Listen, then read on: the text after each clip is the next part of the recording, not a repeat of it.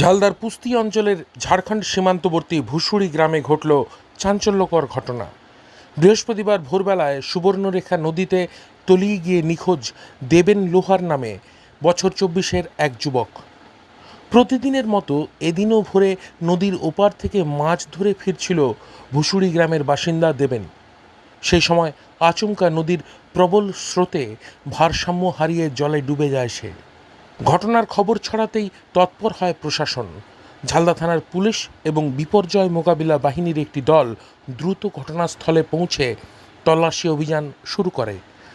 নদীর জলে নেমে নিখোঁজ যুবকের খোঁজে ব্যাপক অনুসন্ধান চালানো হয়, তবে বৃহস্পতিবার সন্ধ্যা পর্যন্ত তার সন্ধান মেলেনি।